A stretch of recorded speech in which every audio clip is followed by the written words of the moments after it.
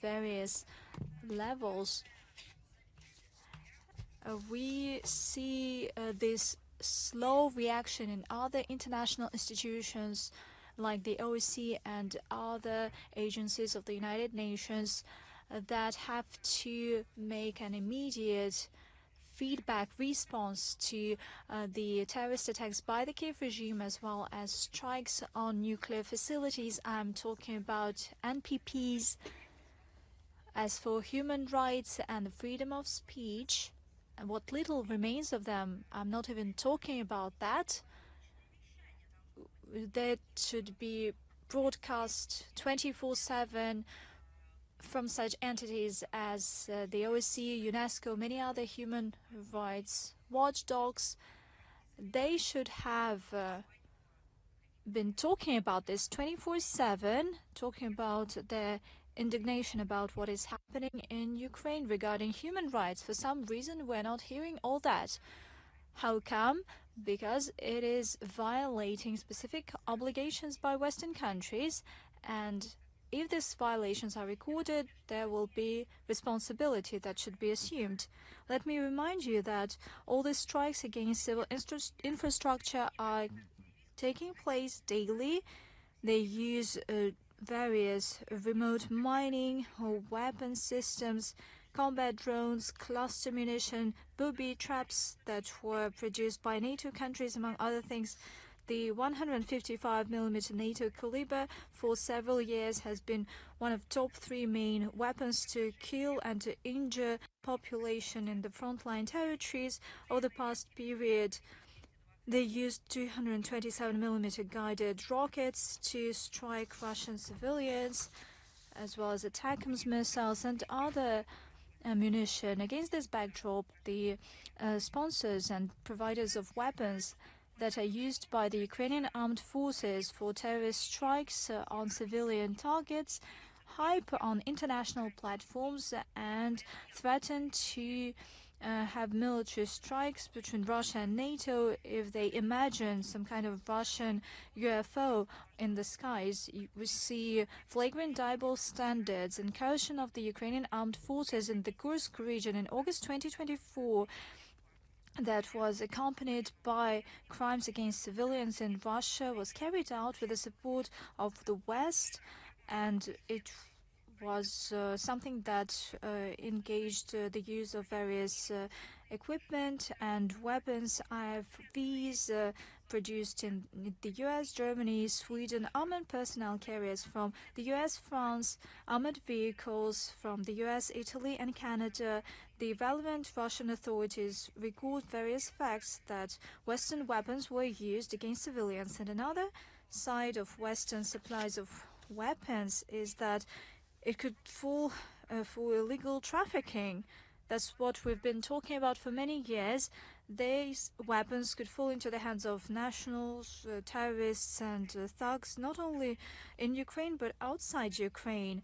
In Europe, Latin America, Africa, and Middle East, Ukrainian media outlets repeatedly noted that their compatriots and foreign dealers want to cash in on these arms supplies.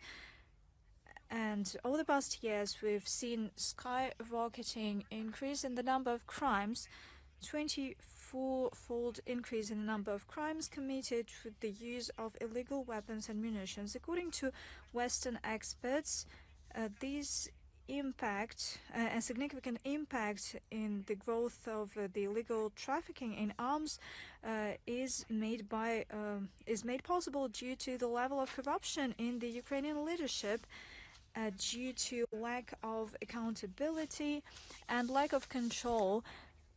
For instance, when it comes to the US, well, it comes as no surprise that the US has launched a special investigation to see how these weapons are being misused. Therefore, the West ignores, the Kiev regime ignores the major OSCE principles regarding transfer of conventional weapons, and by doing so, Ukraine basically turned into one of the key centers of international black market for weapons. The West turns a blind eye to the Kiev use of weapons in violation of the international humanitarian law, and it has a destabilizing effect, at the same time, the OSCE has blocked a dialogue on preventing illegal trafficking in arms and munition. Arms supplies are one of the impediments for the Ukrainian settlements. We do remember the self-incriminating statements by Joseph Borrell. Without Western supplies, allegedly, the conflict in Ukraine could be ended in a couple of days, weeks, or months' time. That's what he said. If Western OSCE member states genuinely want to put an end to this standoff, they simply need to stop sending weapons to Ukraine. But we are seeing what's happening, and let them not hide behind these talks on peace. Let them speak directly what they want. They want to have this aggression. Let's take a look at what's happening in Ukraine under this mentorship. The Kiev regime finds it difficult to hide the critical number of losses on the front line. There are growing public calls to ratchet up the mobilization, and there's the active preparation going on that soon conscription age will be lowered. Those who failed to flee the country or to bribe the military commissioners, those who do not wish to die for the Zelensky junta, they are simply being disposed of on the front line. Some of them do not even live before they are dispatched to the combat units. And the scale of the mayhem is evidenced by recent revelations of Ukrainian Commissioner Dmitry Lubinets regarding horrible way the conscripts are being treated. They're being heavily beaten by military commissioners. They're even being killed, and the evidence has been hidden. This begs the question, what will they do with Lubinets? Will he be able to talk about that further on, or those who wanted to save their compatriots from this mass murder, they've seen this fate when they had to repent? Will Lubinets follow their suit? The Ukrainian media outlets report there's a significant ratcheting up of draft deferment requirements. For instance, the Counselor of Ukrainian Presidential Office, Victoria Strahova, proposed to deprive the deprived leaders of critical enterprises of draft deferment if they do not observe the mandatory minute of silence at 9 o'clock. At the same time, according to the Ukrainian Institute of there's been a significant loss, and the Verkhovna Rada has seen a significant decrease in the mobilization rate. According to representatives of Ukrainian law enforcers or law representatives, 1 to 2 million persons are hiding from mobilization. The majority of them have left the country. As for the ways to improve the situation, they talk increasingly about lowering down the recruitment age up to 22 years, or even better, and there are some voices that talk about this in the Bankova, to lower it to 18. At the same time, reportedly, in exchange for the EU loan worth 90 billion euros, the Kiev regime undertook to increase the number of recruiters and agreed on the mechanism with Brussels to return Ukrainians from Europe that will be welcomed in Ukraine by the officers, conscription officers. What is that, you might ask? Is it a genocide made by Zelensky, the genocide of the Ukrainian people? There is no better description of this heinous tragedy. When Ukrainians, the citizens of Ukraine, believed the words of a person that talked so much about democracy and the rule of law, and he was sweet-talking about peace and coexistence of people of various ethnicities, talking various languages in the territory of one united Ukraine. They believed him, and now he is playing the game that he loves so much and that he loved in his childhood, the butchery. All this talks about lowering down the conscription age in Ukraine to the age of 18 and increasing the numbers of conscripts. This is not just idle talk. According to Polish sources, the EU intends to introduce changes to the temporary protection directive to hasten up the rules for the entry of Ukrainians that are to be conscripted. From now on, those who wish to come to the EU should provide with a certificate on the deferment, and this requirement would also cover women. Should this be adopted, this will be entered into force in March 2027. A month ago, former Prime Minister of Poland, Morawiecki, said, and I quote, "We're supplying tanks to you, and you are supplying your blood to us." Mind you, this is a senior politician that used to be the Prime Minister of Poland. And he said, I quote, которую я, то есть Моровецкий, проводил с самого начала. Вы, он говорит это украинцам, расплачиваетесь своей кровью, а мы, то есть, сказал Моровецкий, поляки, старой техникой. Конец цитаты.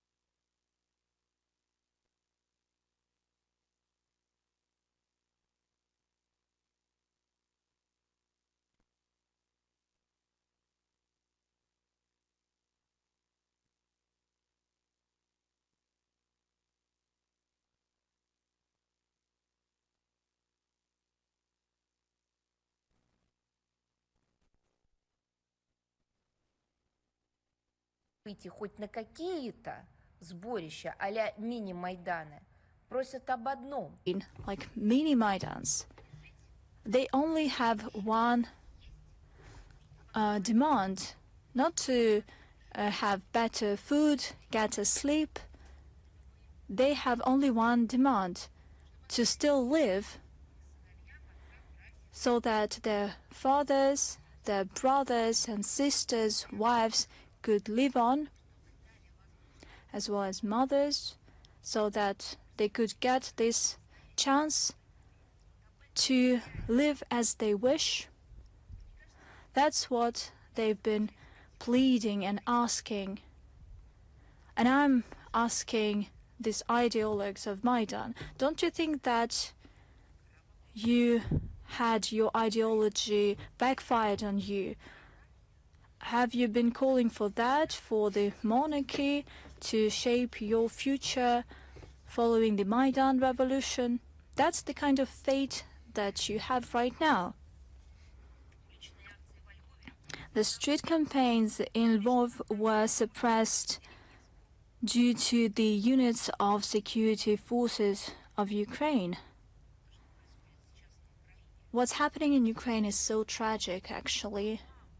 You do recall that President Obama called to various political figures, heads of state and government, and he asked to influence the legitimate president of Ukraine, former President Yanukovych, so that he would not use force to suppress Maidan.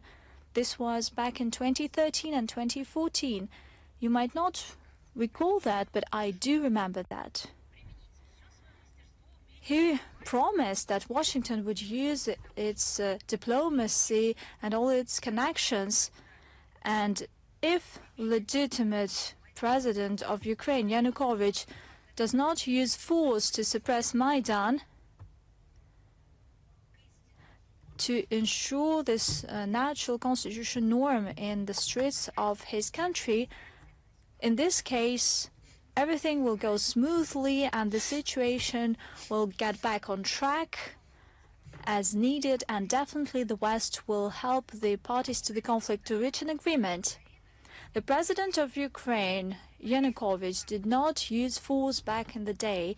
He believed the West, and the West proved him wrong. He thought, how come, since the president of the US, then President Obama, makes a promise, he will live up to it definitely, and he didn't use force to suppress this revolution by law according to the Constitution. Despite of the mayhem that happened on the streets of Ukraine, what it all ended up with, the seizure of power, usurping of power, lack of statehood, corruption, disruption of everything, rewriting of history, ignoring the norms and traditions, basic morality, and this heinous civil standoff, as well as butchery. And now they do not want, and they do not know how to conscript even more younger boys and girls to this butchery.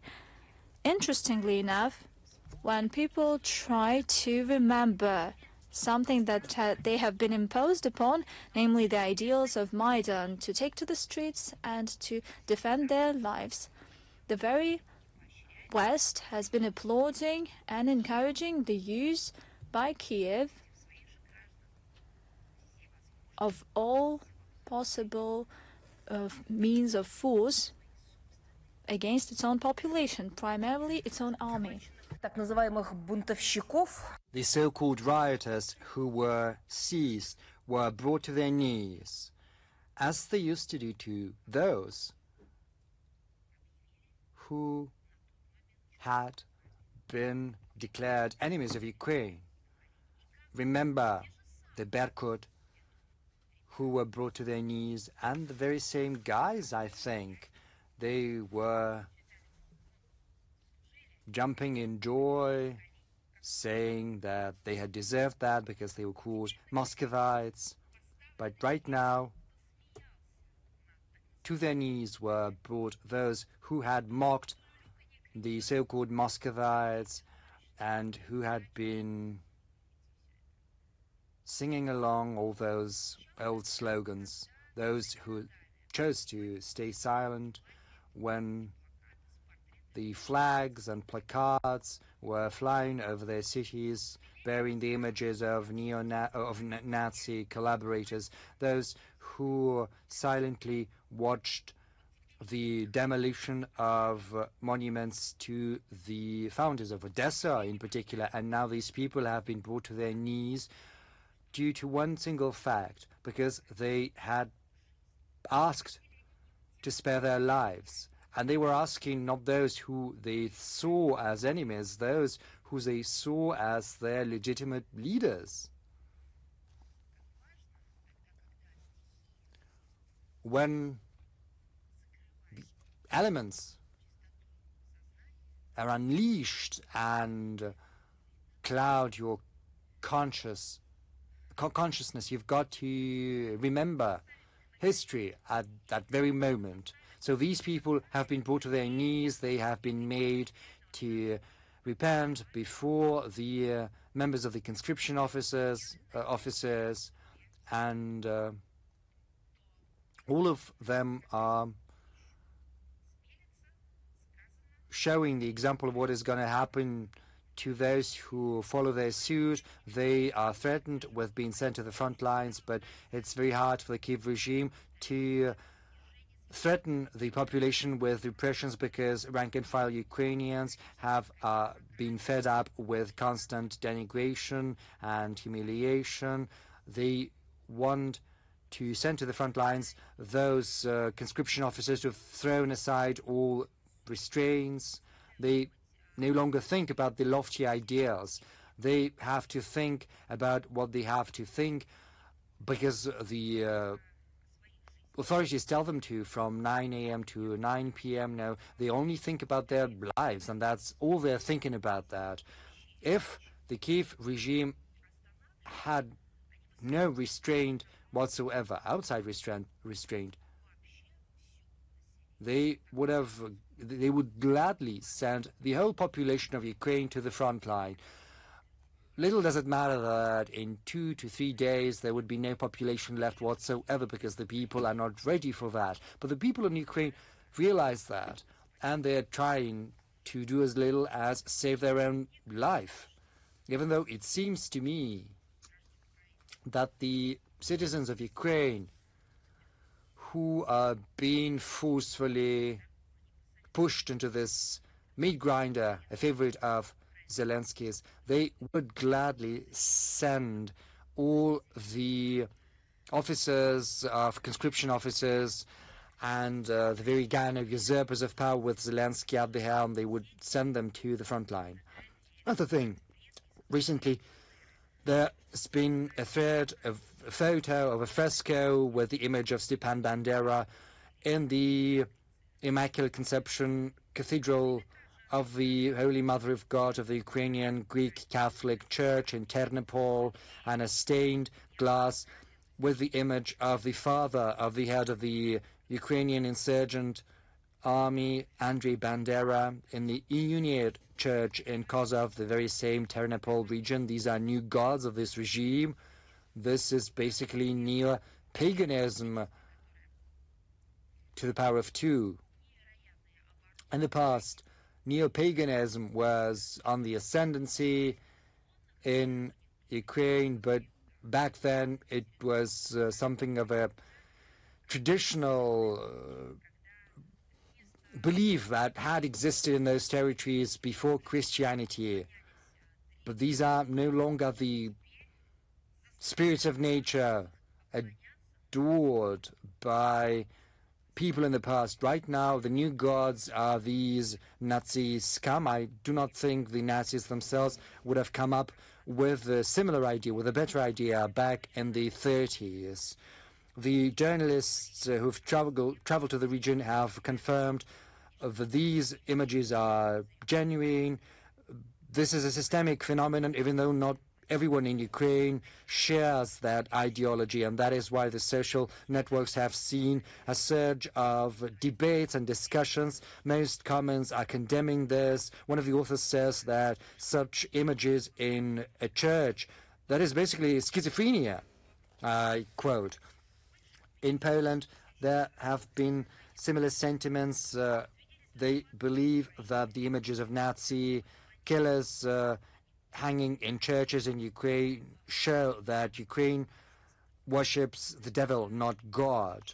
My question is it really only happening now? Did they not realize that 4 years ago, when they've been pumping this Kiev regime full of weaponry, did it not occur to them that this was not in line with God's will?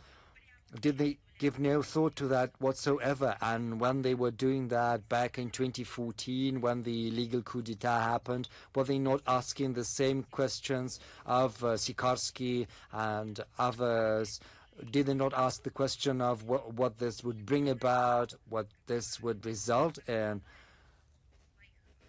You know, revolutions devour their authors, and people believe that someone else will arrive in power, someone better, someone noble, someone who is going to repent. But this is not happening here. Those who've come to replace the authors of those Maidans have proven to be even more catastrophic. They have proven to be great admirers of Bandera. They are the very engine that had been ministering to the spiritual needs of the Maidan participants. But it's not just the Ukrainian Greek Catholic Church, it's also the schismatic Orthodox Church of Ukraine, set up by the former President Petro Poroshenko in December 2018. In 2019, the self-proclaimed Metropolitan Epiphanius visited Lvov National Agrarian University. That was 7 years ago or so. He said, among the graduates of the university, I would like to remember in particular the genius. So this person called himself a metropolitan, and he said, we have to remember the genius of the Ukrainian national spirit and national identity, Stepan Bandera.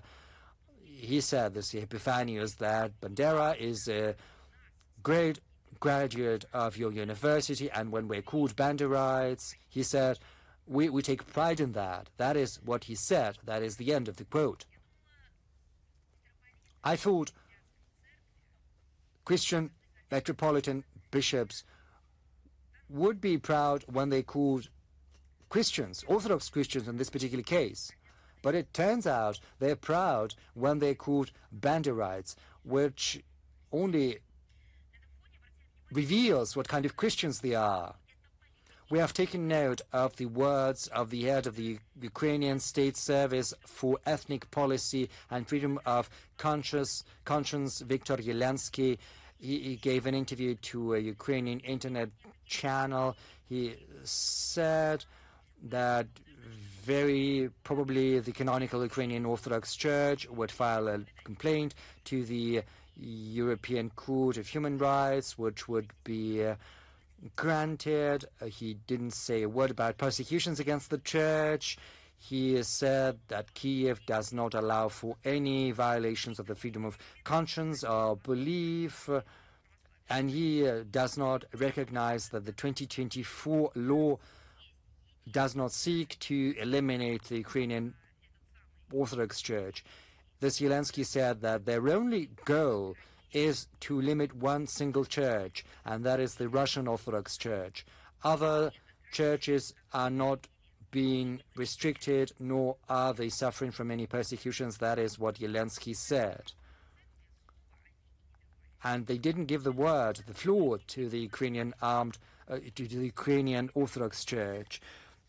July the 10th, Kiev District Administrative Court has started an action on the started proceedings on the action of the Kiev Diocese of the Ukrainian Orthodox Church against the Cabinet of Ministers of Ukraine with regard to the legitimacy of the establishment of the said service. The preliminary hearings have been scheduled for August the 27th, July the 22nd. The 6th Appellate Administrative Court will hear the countersuit of the State Service of Ukraine against the Kiev Diocese with the demand that this religious structure should be dismantled, its property given to the state. All these facts show how important it is to denazify and demilitarize Ukraine and remove the threats emanating from its territory, as the Russian leadership has said.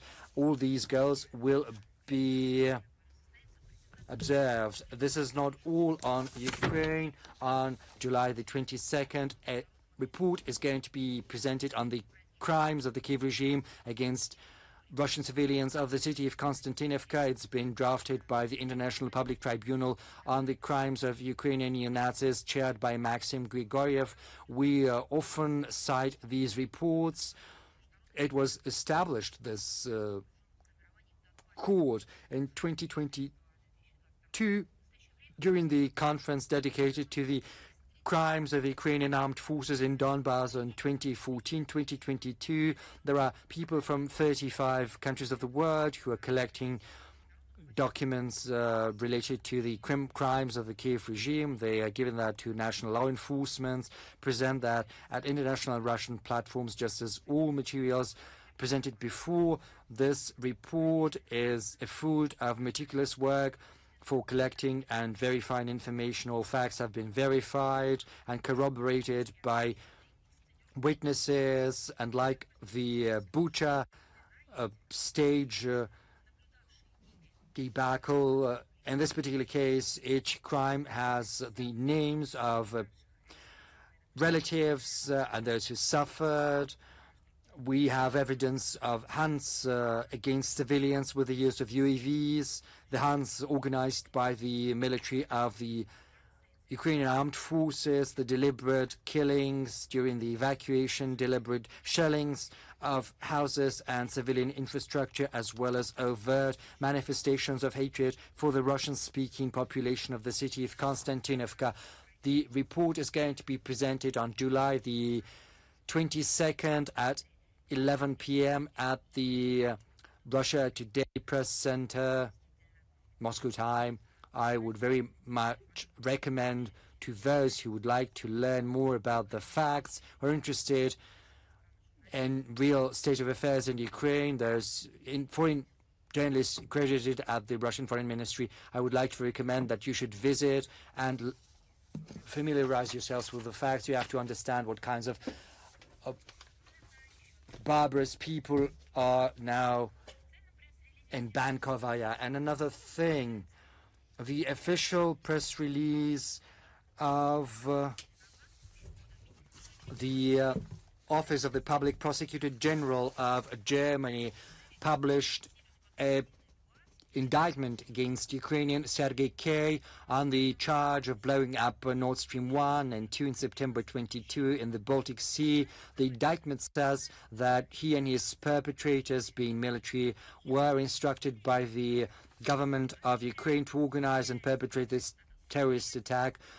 The defendant is indicted with conspiracy in a military crime, including an attack on a civilian facility, sabotaging it with explosives, dismantling construction facilities, and destroying a facility of public importance.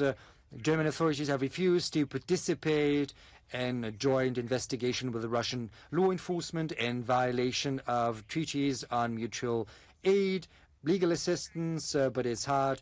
That is why it is very hard to speak about the impartiality of German justice and investigative commissions. But the Russian side has always insisted that not just the perpetrators, but also those who commissioned the terrorist attack should be brought to account. I would like to once again address the Western authorities. It's not enough, they say, to know who the perpetrators are. And I would like to return this quote to them. You also have to understand who commissioned that. I would also like to remind you that Denmark and Sweden, in his exclusive zones, the pipelines were blown up, had been pretending to conduct an investigation, and then they simply washed their hands, handing over the evidence to the German side, and all of that despite the terrible environmental damage to the Baltic Sea due to the emissions of hundreds of thousands of tons of methane. Greta Thunberg stays silent. You don't need Greenpeace here. There is no interest whatsoever in the environmental damage that has been done. When a tanker was traveling, it could be surrounded, it could be boarded, all under the guise of the fight for the environment. Civil infrastructure construction was disrupted. They were allowed to cry out and dance and prevent the construction. They were allowed to say that no roads should be built in Russia because the environment was suffering. But in this particular case, the environment has suffered enormous damage, which is probably unprecedented. Well, setting aside the Second World War, the Great Patriotic War. But speaking about peacetime, I think there can hardly be any similar example of greater damage dealt to the environment of the Baltic Sea by anything else. These terrorist attacks have dealt the greatest damage.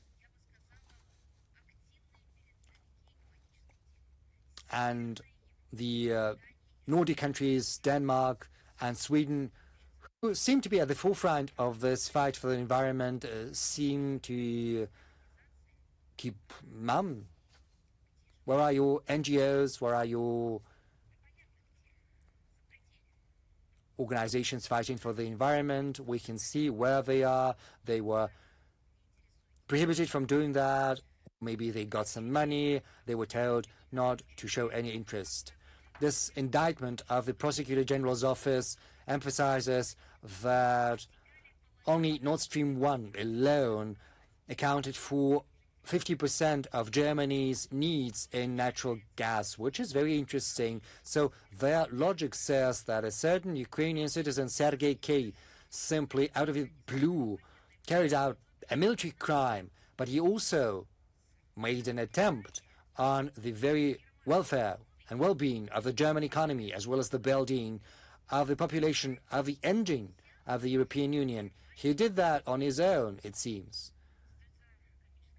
So we are witnessing a schizophrenic situation. The Prosecutor General's office of a country is accusing a military of the armed forces of Ukraine of blowing up the gas pipelines at the behest of Ukrainian authorities, whereas the official authorities of Germany itself keep robbing their own population and transferring dozens of billions of euro to the very Kiev regime, which, according to their own conclusions, had been in conspiracy, in conclusion with Sergei K., with a view to dismantling the German economy and dealing economic damage to it. This is not just the theatre of the absurd. This is a theatre of the absurd going on a world tour.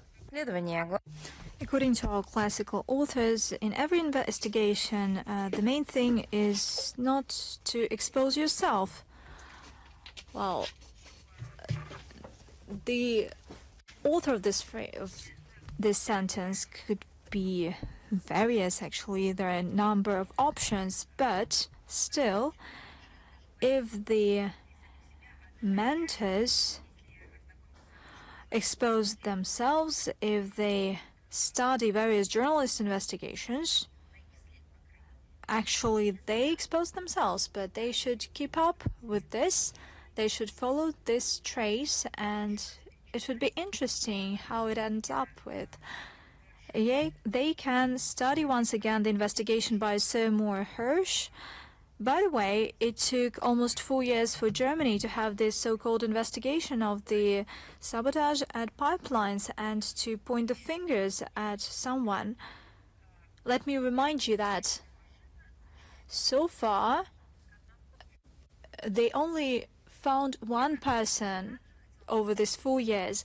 Let me also remind you that within 24 hours or within a week, Germany, NATO countries, and this Western minority accused all our country, all our people, all state authorities, accused of crimes that nobody knew about. They presented no materials whatsoever, and they did it in a couple of days' time. That is interesting, don't you think? Incidentally, let me remind you about the provocation in Bucha and the way anti-Russian sanctions were introduced. This was made instantly, and it doesn't matter that they don't have real names, it doesn't matter that they don't have eyewitnesses, it doesn't matter that there are no families of victims. That is not important. They had their investigation, they imposed sanctions, they had this media hype, and they constantly repeated. The UN Secretariat connives at that. The UN Secretariat led by Antonio Guterres, so far he didn't even bother to answer the questions raised by Minister Lavrov on this matter. Therefore, we will seek an open and unbiased investigation. The situation in Moldova, the authorities of this country, in this anti-Russian zeal, continue to propagate new fake news about our country. On the 9th of July, the head of Information and Security Service of Moldova accused Russia without any evidence of some clandestine subversive activities to breed loyal public and political figures that should provide and promote Russian interests that are at odds with Moldovan interests. We have no doubt that this is just another clumsy attempt to distract the public attention from another corruption scandal in the country. It resulted in the resignation of the Prime Minister and the looming governmental crisis in Moldova. Let me remind you about the pretext. Namely, the accusations were triggered by the investigation of pro-Western Moldovan media outlets about the fake CV of a head of state enterprise, Moldatsa, that is in charge of security of flights and national airspace. Then there were media leaks regarding the sky-high revenues of one of the employees of this company that proved to be a cousin of Sandu. According to journalists, she got generous rewards from funds of one of the grand projects that was funded by the EU. Journalists took note of other well-positioned members of the presidential family of Sandu. And after that, our country is accused of these sabotage activities. Nothing undermined the situation in Moldova more than Maria Sandu's coming to the office along with the EU thugs. Let me once again say that everything that they accuse our country of, well, it just distracts the public from this atrocious scandal unfolding in Moldova.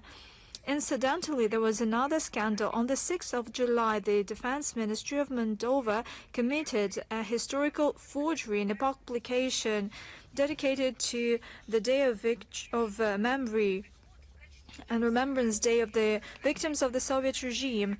And to illustrate these victims of Stalinism, they used a photo. You wouldn't believe that. To make it even more convincing, so that there would be nobody indifferent, to sow hatred between the peoples to the limit, to the max. This was a picture of victims, Jews from the Transcarpathia, Jews that were taken by the Germans to Auschwitz camp.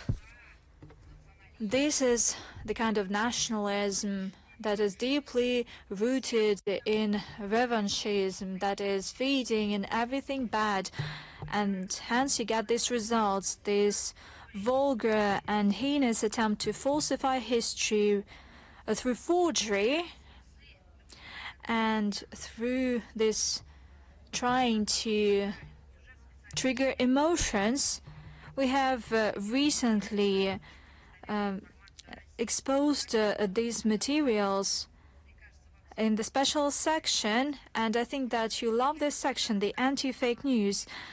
There was a broad public outcry about the media information regarding the plans of Moldovan authorities to open in Sherpena settlement of the waste management center, namely the garbage site. Let me remind you that in this very village, and you would get what I mean, we're not talking about garbage and problems. Every country has its own difficulties related to this topic. We're not talking about environment, red tape, corruption. We're talking about a different, more frightening thing.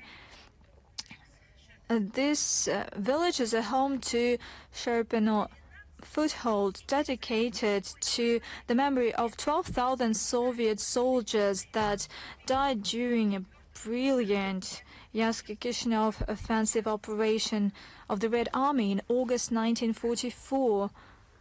That is bold. They have such a twisted mind to invent this thing, to come up with establishing a waste management center in the memorial site for people that dedicated their lives, that sacrificed their lives. They continue to mount pressure on Gagauzia. On the 9th of July, the Constitutional Court of Moldova deprived the autonomy on the right to organize election. It is a blow on democracy. And was it made by Russia?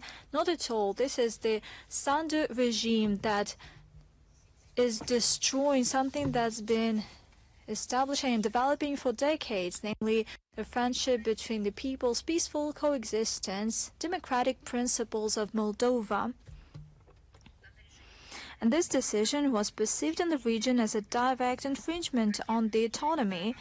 The country is increasingly concerned about the ongoing militarization of Moldova. On the 30th of June, the MOD of Moldova declared the signing of the framework agreement with the Defense Investment Center of Estonia and the contract to procure over 100 units of armored vehicles that were produced in Canada. Are they going to collect crops with that? The funding of over 50 million euros will be carried out through the European Peace Facility that sponsors butchery in Ukraine. And another trigger is the situation with Russian citizens that try to enter or leave the country. They are being bullied by the customs services, by the border control services. They have many hours of groundless checks and inspections. Some criminal cases are initiated. Moldova is not safe for travel, and we kindly ask our citizens to take this into account. Moldovan political scientists openly say that the corruption became a trademark of the Chisinau regime, and the results of the June social survey opinion poll states that 70% of Moldovans believe that the authorities pursue their vested interests, and the 65% believe that the elites are hiding the truth. But looks like that officials in Chisinau are not bothered about that. If something goes wrong, Russia is to blame. You know what they say constantly. Venezuela, in line with the order by the Russian president, Caracas received 2 aircraft of the Russian MOD carrying humanitarian aid for the population of Venezuela that suffered from the devastating double earthquake on the 24th of June. Venezuelans received tents, medication, food essential, and the country also received experts in epidemiological control.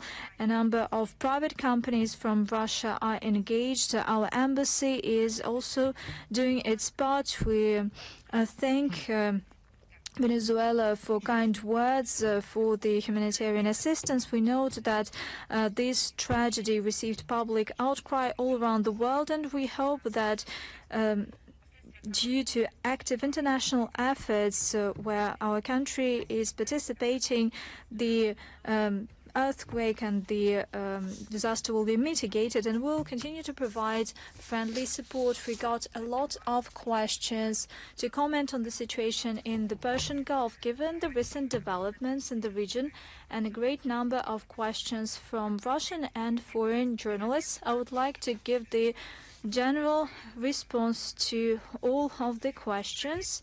We are concerned about the renewed hostilities in the Gulf, in the Persian Gulf. The situation is unpredictable, which is putting at risk peaceful conflict resolution. We regret the fact that resuming confrontation took place when the Islamabad Memorandum opened up prospects for diplomatic efforts. This was the result of active work by Pakistani and Arab mediators. They worked to achieve a result. We shouldn't let their results be undermined. We call on all the parties to abandon confrontation logic, to get back to the negotiating table. They need to realize that the escalation in response to escalation is not viable. It affects civilian population of all the parties involved, their economy, swift and unimpeded functioning of strategic waterways, and it undermines global economy. The main victims are the most violent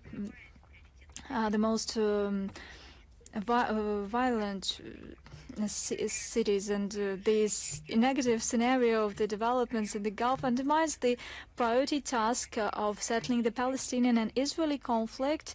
It has negative geopolitical repercussions. This is a alarming development that makes us believe that there is no prospect in forceful means, and there is no reasonable alternative to the political settlement. A decisive role should be played by the countries of the region. I'm talking about the countries of the Gulf, of the Persian Gulf, Arab countries, and naturally Iran. They have the final say in establishing an inclusive and credible security architecture in the region. And the task of external stakeholders is not to fan the flames of confrontation between the regional stakeholders, but to help them move towards peace. That's what Russia has been doing. We are open to working with any constructive partners to achieve sustainable stability. We once again recall that in order to address this primary task, we came up with an updated concept of ensuring collective security in the Persian Gulf. We updated it in May this year. We call on immediate ceasefire and resuming dialogue in order to find ways to solid peace in the region, and we intend to facilitate that in our contacts with all the parties involved. And another area, unlike the Middle East, it gave us hope for peaceful future, but currently it's not just the bone of economic contention, but unfortunately it is the area of militarization, the Arctic. Lately, we've been recording growing conflict potential in this region. We have repeatedly drawn the attention of the global public to that. The region that for many years had this prime principle, high latitude, low tension, due to NATO efforts, it has been consistently turning into an area of geopolitical standoff. Under the NATO auspices, there's been dozens of large-scale exercises. Navy forces of NATO continue regular single and grouped warship and submarine deployment in high latitudes. We see their growing presence in northern seas. In February 2026, they decided to launch the Arctic Sentry operation, and we have repeatedly commented on that. This is the operation that primarily seeks to deter Russia and China in the Arctic, as well as to build military presence of NATO close to our northern borders.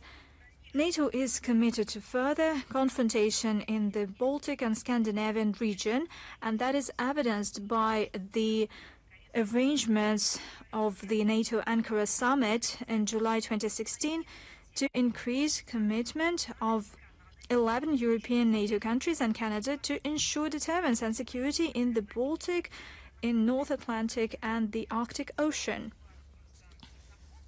Let me remind all of them, for them to ensure security, for instance, in the Baltic Sea, probably they should sponsor less those who carry out terrorist attacks in the Baltic Seas. And there is no doubt who this new shindig is aiming against by mounting their militarist capabilities. They do not want to fight against terrorism that is усилиями киевского режима.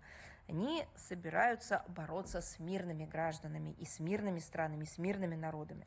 Указанные шаги Североатлантического блока существенно повышают риск возникновения непреднамеренных инцидентов, которые могут иметь самые негативные последствия для региона. Йемен с озабоченностью воспринял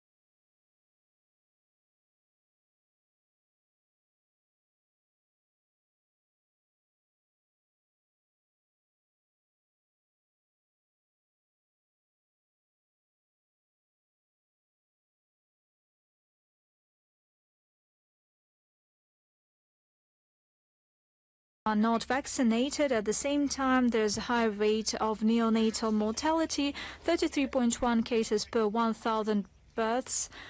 Sorry for providing these statistics, precise figures, but it is hard for me to talk about this in a mundane way, but still we have to provide this statistical data. This is twice as much as the general indicator in the world, and the mortality rate is due to low breast milk intake. And the main reason behind this crisis humanitarian situation is the unprincipled politicization of the international assistance by the collective West. The US has this ultimatum demands. They seek to introduce the Western-style democracy in Afghanistan. They pursue this clumsy policy of sanctions, and they strike not the regime but the most vulnerable population groups, children, the infants. Сокращаются объемы международного финансирования. The funding for humanitarian programs in Afghanistan is decreasing internationally. The legal seizure of the Afghan bank assets by the West deprives the government of the opportunity to fund anti-crisis measures. We would like to ask the proponents of democracy, as it were, to get back the assets belonging to the Afghan people and stop artificially politicizing humanitarian assistance to Afghanistan. Russia, in its stead, will continue providing humanitarian assistance via international structures. On July the 7th, the Kingdom of Tonga has joined the CTBT, Comprehensive Nuclear Test Ban Treaty, becoming the 179th country that has ratified the treaty. Russia welcomes this step, which is a step towards rendering the CTBT universal and ensuring it enters into force as early as possible. At the same time, this dynamics is overshadowed by the U.S. policy, which has been preventing the CTBT from entering into force for many years, even though it was one of the initiators of this treaty. This position of Washington's is a direct manifestation of its arrogance and neglect by American side with regard to international law, in particular in terms of arms control, disarmament, and non-proliferation. Initiating such documents or participating in their elaboration, the U.S. in the end does not want to have its hands tied by these commitments, even though it requires that others should rigorously follow these obligations. This is basically their exclusivity in action. They do not want to be part of the treaties they ask others to be part of. The news of the handover of the letters of ratification from the Kingdom of Tonga to the depositories is particularly encouraging against the backdrop of the emerging departure of the White Sea from their previous position with regard to the nuclear tests, because the statements of the American leader and other high-level officials from the administration who said they didn't rule out the possibility of resuming nuclear tests is basically a challenge to those who hold dear the goals and tasks of the CTBTO. This is also an alarm signal to those who continue to follow the CTBT.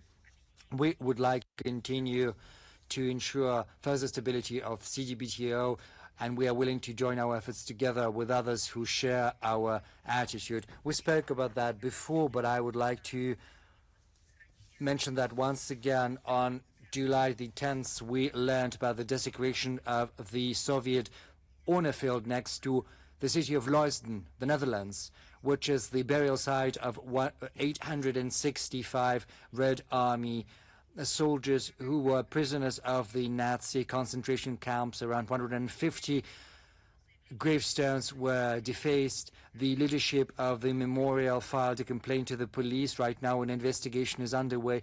I would like to dwell a little bit more on the history of this compound for you to better understand the full measure of cynicism and lack of morality of this crime, not an incident. This memorial cemetery of the Red Army soldiers in the city of Leusden was inaugurated on November the 18th, 1948. Most of those who buried there from the Soviet Union are prisoners of war, tortured to death at the nearby transit camp Amersfoort. Among them, 77 Red Army soldiers shot to death by Hitler troops on April the 9th, 1942, which was the largest scale war murder of POWs in the territory of the Netherlands. This tragedy is instructive because the Nazi propaganda wanted to use the Soviet POWs in its purposes. In September 1941, 101 POWs from the Red Army were brought to the railway station at Amersfoort, where cattle was usually unloaded. The soldiers were clothed in rags after a long travel in the train. They were ragged, covered in filth and hungry. The Germans hoped that the outward look of the POWs would convince the people of the Netherlands that the Third Reich, as they said, was fighting subhumans. That is the term they were using. And you know, the metaphor about the Garden of Paradise and the savage jungle is very applicable here. But the effect was the obverse, and the Dutch doubted not the humanity of the Soviet POWs, rather they doubted the humanity of the Nazis that were mistreating them. Just one fact, during the first 6 months, more than 25% of POWs died of hunger, mistreatment and diseases, and the doctor of the camp decided to keep 2 skulls in his office as some exotic mementos. On March the 8th, 2025, the memorial site opened a museum dedicated to the Second World War and the fate of the Red Army. It was a joint project of Russia, the Netherlands, Azerbaijan, Armenia, Kazakhstan and Uzbekistan to perpetuate the memory of the great feats of Soviet soldiers who were tortured to death in Nazi camps and buried in the Netherlands. Unfortunately, this is not the first act of vandalism against the Soviet honor field. In 1967, in September, some gravestones were defaced with German slogans. There was no a single doubt but back then that it was the Nazis that survived the war who did that, because just little time, it was not long after the Great Patriotic War. But even in the 21st century, Nazis still have their followers. In November, December 2021, vandals defaced the stele as well as some of the gravestones and walls with neo-Nazi slogans and symbols of the Azov terrorist armed nationalist unit of Ukraine. The desecration of this burial site was already condemned by Dutch Deputy Prime Minister and Defense Minister Dilan Yeşilgöz. She said these actions were absolutely unacceptable. At the same time, we have to understand that recently the Netherlands and the EU have been fueling the flames of anti-Russian hysteria. They were pursuing the policy of rewriting the history of the Second World War, which created the favorable environment for such barbarous acts. I would also like to remind the Dutch authorities of the words placed on the official website of the Soviet honor-filled foundation by the journalist from Amersfoort, Remco Reding. Thanks to his efforts, more than 150 families of the former Soviet Union have learned where their relatives are buried. The words are the following. This website says, the Soviet Union has made a terrible sacrifice in the fight against Nazi Germany, and yet 865 soldiers who perished and buried in the Soviet honor field were forgotten. Their memory fell victim to after-war policy, and right now this memory is suffering due to the conflicts raging in different parts of the world. End of quote. One should not say,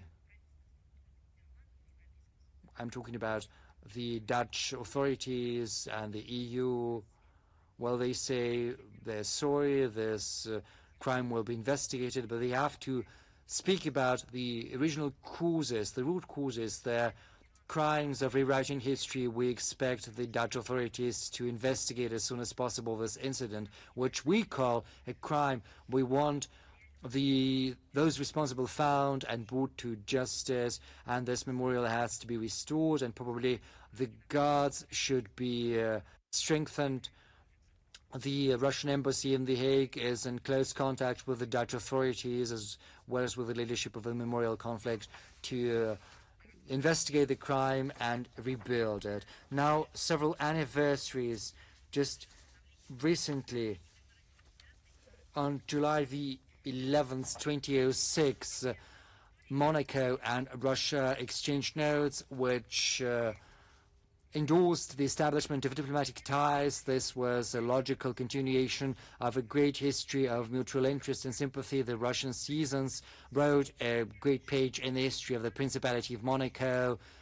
Right now, the Principality of Monaco, which positioned itself as a sovereign, pragmatic country outside of any blocs, Right now, it is unreservedly and pointedly following the suit of the collective West, basically becoming an accomplice of all anti-Russian initiative. It has fully abandoned its own interests and the principles of neutrality. Monaco has not just formally signed on to European sanctions, it is also pursuing these sanctions with particular zeal. It freezes the assets of Russians. It has fully severed cultural and humanitarian ties. It is acting in an unfriendly nature towards Russia. So it is no longer an independent, self-sufficient agent of international actor. It is an obedient instrument of someone else's confrontational policy. At the same time, it is with warmth that we remember our previous cooperation. There were unique projects of the Prince Albert II of Monaco Foundation in environment, joint expeditions in the Arctic 2006 and the Antarctic 2009. There were regular cultural exchanges. We have many years of experience of mutually respectful dialogue. We have great historical and spiritual legacy joining our countries together, and they should not be relegated to the past. They have to help rebuild that legacy and cooperation for the sake of Russia and the Principality of Monaco. The time will come when what is happening with Russophobia in Monaco will cease to exist.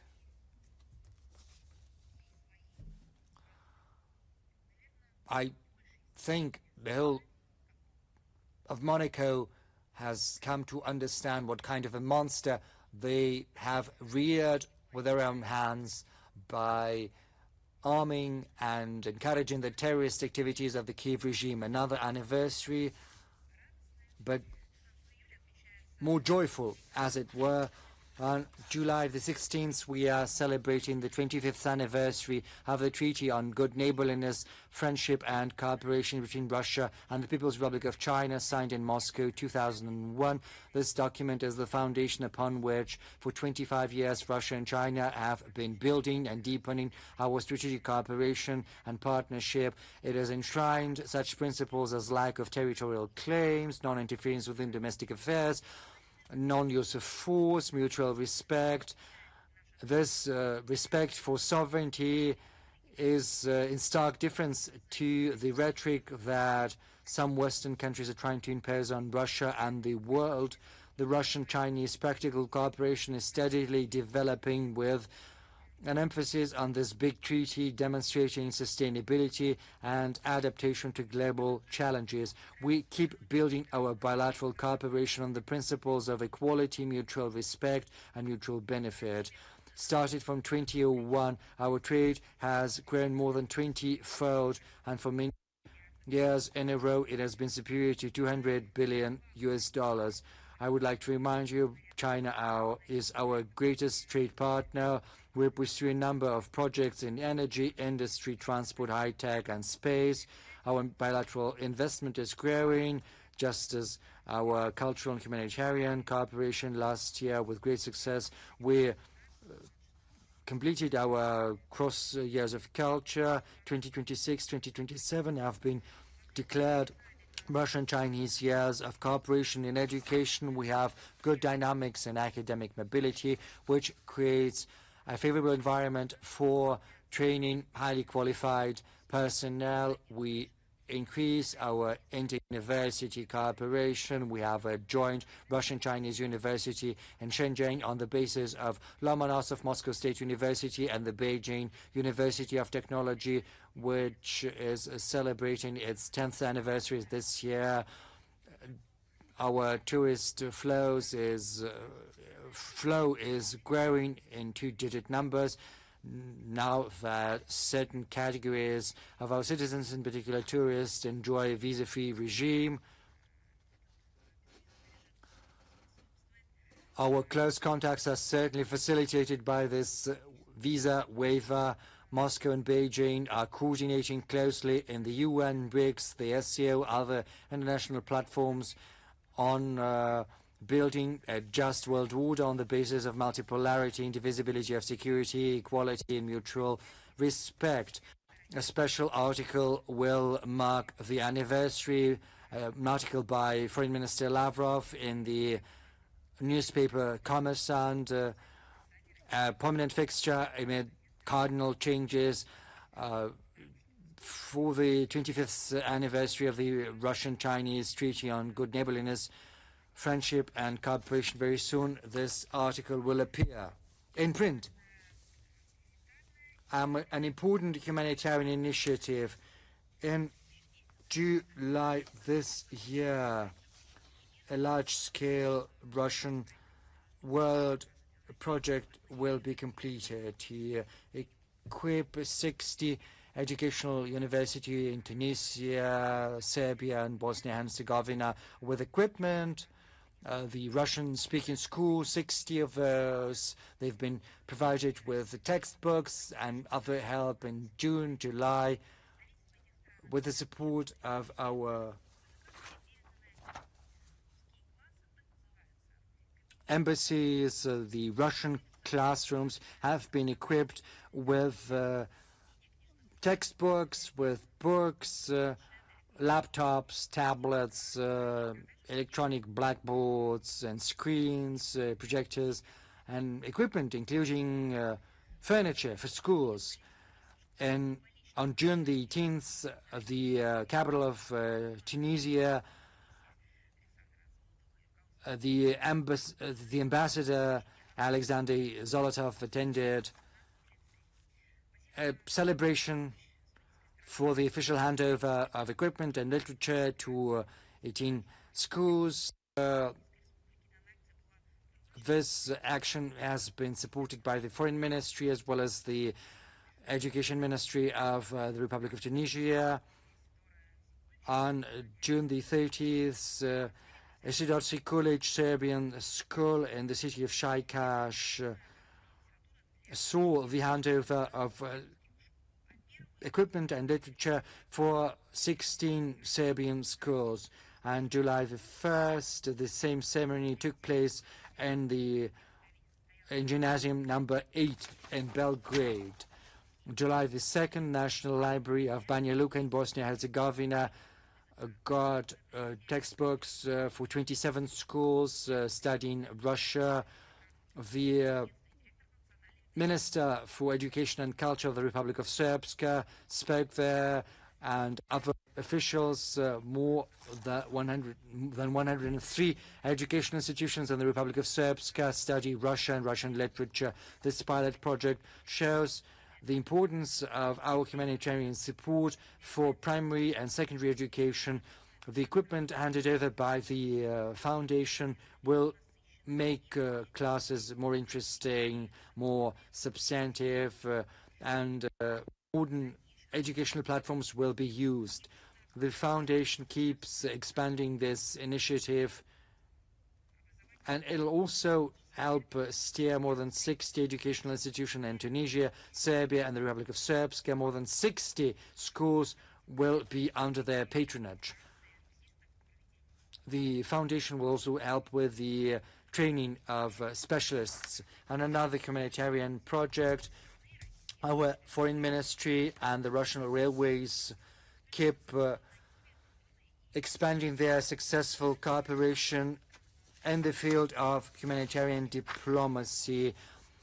A great tour in the Russian north is going to be organized for the young leaders from abroad. It'll take place from July the 15th to the 21st.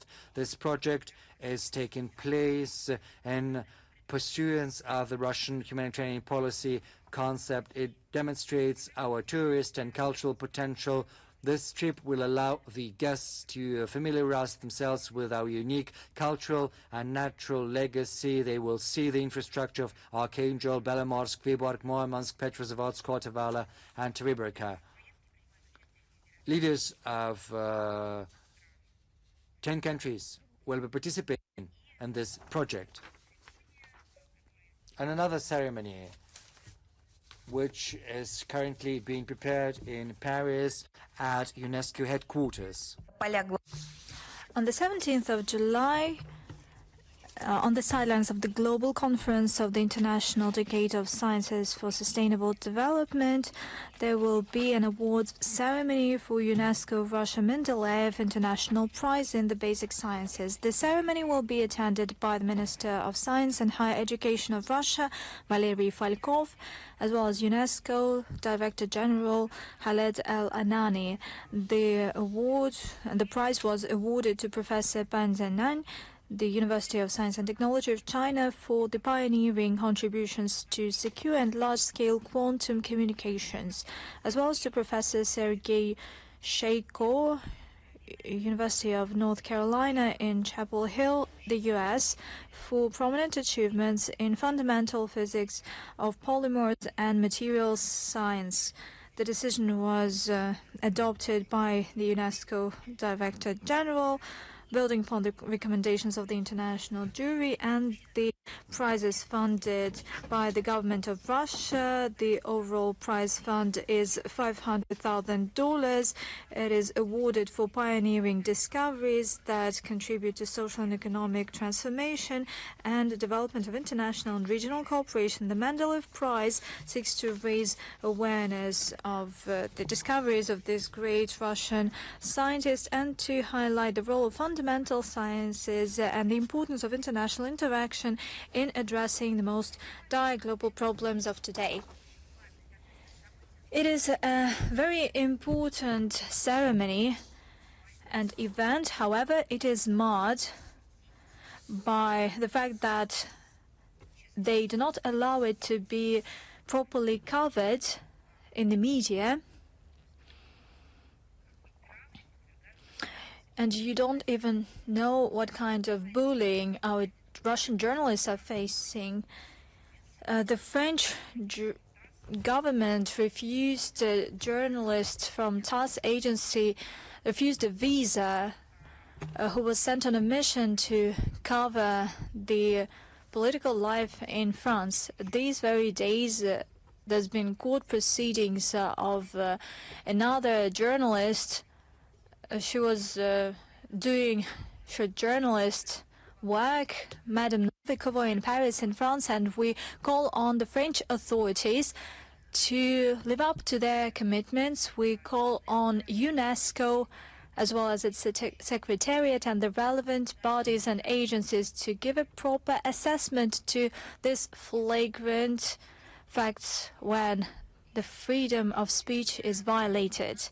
Another interesting date, 17th of July, marks 150 years since the birth of a prominent Soviet statesman and diplomat, Maxim Litvinov, who made a significant contribution in the development of the Soviet diplomatic service. Throughout many years, Litvinov occupied responsible posts in the foreign agency of our country. In 1920, he was appointed as a representative of the Russian Soviet Republic in Estonia. In 1921-1930s, he was Deputy People's Commissioner for Foreign Affairs. He participated in the work of important international conferences and events, including the Genoa and the Hague conferences of 1922. In 1930-1932, he was the head of People's Commissariat for Foreign Affairs of the USSR. In 1934-1938, he represented the USSR in the League of Nations, where he championed the principles of international cooperation, the equality of states, and norms of the international law.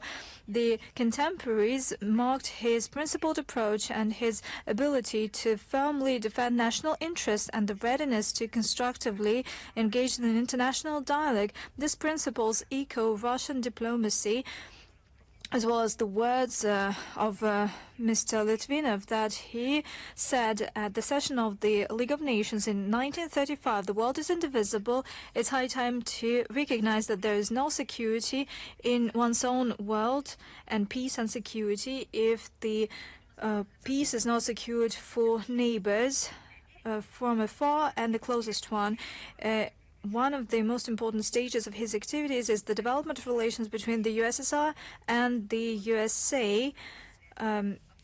During the Great Patriotic War, Mr. Litvinov was Deputy People's Commissioner for Foreign Affairs. From 1941 to 1933, he was ambassador of the Soviet Union to the US. At the same time, from 1942 to 1943, he was envoy of the Soviet Union to Cuba. He made a significant contribution to the development of cooperation of the anti-Hitler coalition states.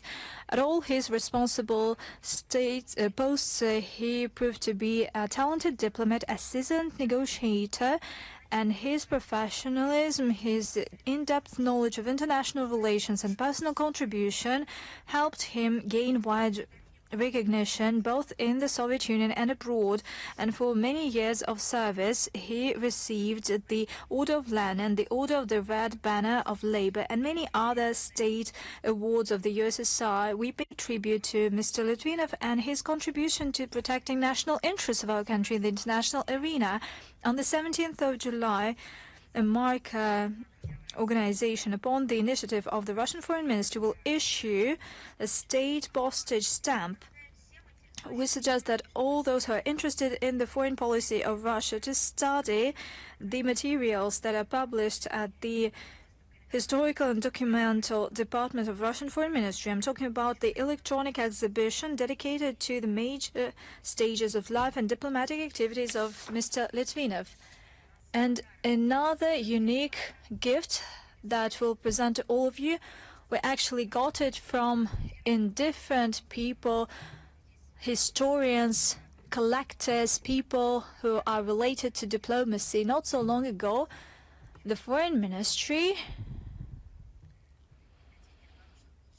received as a gift the collection of photos, archive photos that are related to the diplomatic activities of Maxim Litvinov, and we'll do our utmost to ensure that on the 17th of July, the social media accounts of the Foreign Ministry will publish the pictures, the photos, and certainly the physical photos will be transferred to the archive of our ministry.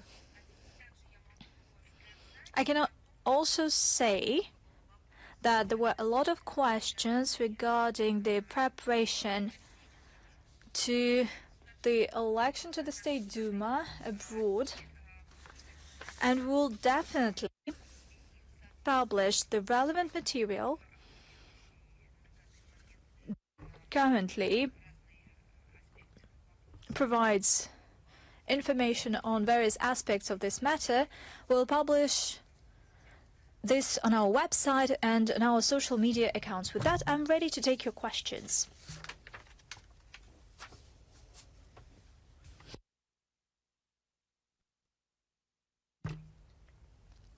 International Life, are you here with us? Madam Zakharova, good day. Hello. Recently, the EU Council on Foreign Affairs announced a decision to cover the EU sanctions, to cover a number of individuals and companies, including VK Holding, that is the operator of Messenger Max. And this was caused by the tracking and helping track oppositioners in Russia. How would you comment on that? I think that everybody already got used to the fact that the EU and the collective West does not even bother searching for some logical grounds behind these illegitimate unilateral restrictions. Therefore, well, this looks insane, but it doesn't look more insane than previous sanctions. This is groundless, just like previous measures that are taken because of our, so to speak, interventions, cyber attacks, hacker attacks, and other crimes against these flawless democracies. If we talk about the practice, we can state that Brussels once again showed its pathological desire to do its utmost to stand in the way of our citizens in the West who has some kind of affinity to our country, or simply to those who want to learn news from Russia and not through some mediators who uses Russian services. this approach has nothing to do with genuine democracy or this care for human rights or desire to ensure the interests of their own citizens. It has nothing to do with that. It is at odds with the commitments that these countries undertook in information space. We clearly see this anger and chronic Russophobia. All these sanctions can hardly make any impact on the development of this national messenger, but for the EU bureaucracy it is much more important to try to do everything to discredit the resource that it does not control, to try by hook or by crook to undermine trust to this resource. Russia has its own all-weather digital ecosystem. It does not depend on fluctuations in the West, and this is something that triggers irritation, which is manifested in various discrimination acts, legal, commercial, and regulatory aggression. Not so long ago, we have commented on the fact that the VK apps were deleted from App Store, and the Apple company made reference to some kind of sanctions against the holding, although they forgot that there were no restrictions against this company that were introduced by the US. They went as far in their lies. Back in the day, Obama used to say that, well, we were talking about referendum in Crimea, but according to Obama, the only right referendum took place in Kosovo. And according to Obama, this was the example, the exemplar of referendum. But one thing is distorting reality in the administration of Liberal Democrats. The other thing,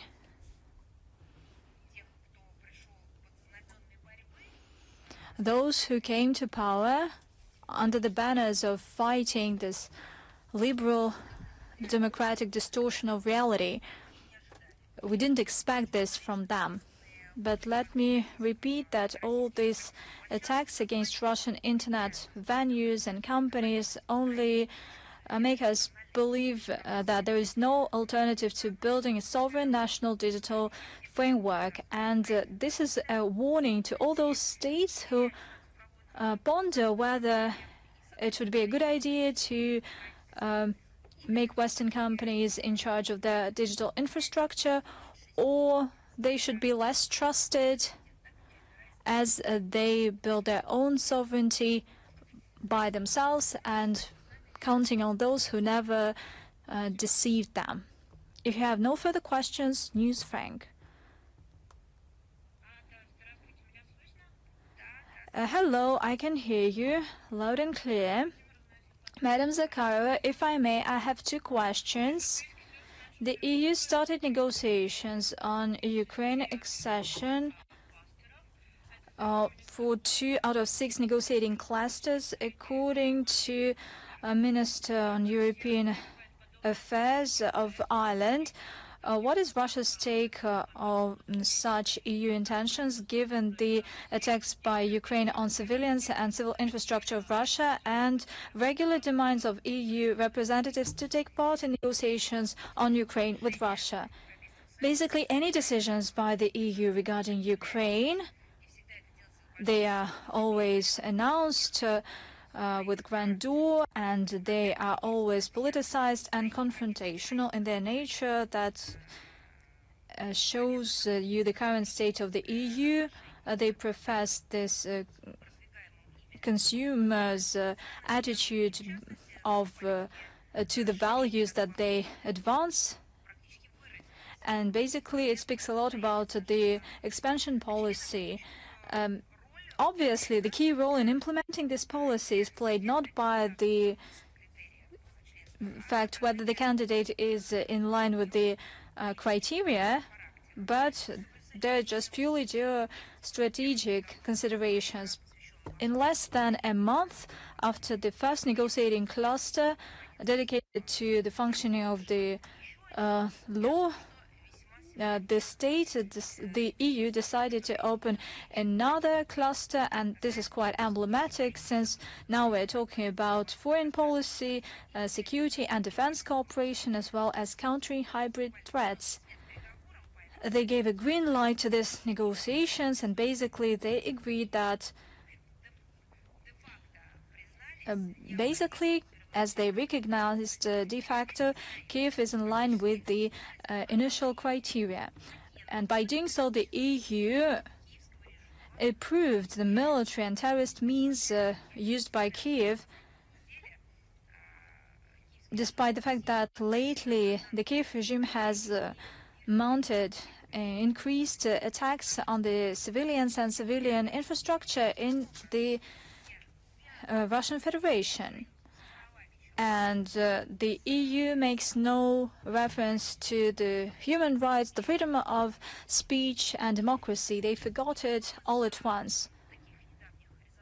And in any of such recent high-profile cases, for instance, barbaric attack on the college in Starobelsk and the destruction of a regular passenger bus from Moscow to Simferopol, an attack on a bus carrying kids from the Gomel region, a terrorist attack using drones in the market in Tokmak. These were not condemned, but there were not even words of support to the families of victims. There were no words that we have heard. And this silence speaks better than all the statements by ministers, European commissioners calling some kind of to ensure some kind of peace and their demands to put them at the negotiating table. That's their the way they treat people, actually. And a second question, if I may, sure. President Trump of the US stated that right now Washington has a small portion of land in Ukraine. Now we have land in Ukraine, we have mineral resources, and it became known that Trump intends to support sanctions against Russia to put pressure on Russia during negotiations. Given that, what is Russia's take on the US desire to put pressure, talking about possible negotiations, and can we draw a conclusion that the West needs negotiations only to just to allocate Ukrainian territory to themselves? It's clear that, well, one Zelensky says that he would not abandon Ukrainian lands, and the other Zelensky is handing out these Ukrainian lands to anyone. They should clarify whether he hands it out, whether he presents it as a gift. The most important thing is for them to understand that all these vows, all these pledges and calls for this forced Ukrainian mobilization under the pretext that they should protect the Ukrainian land, all this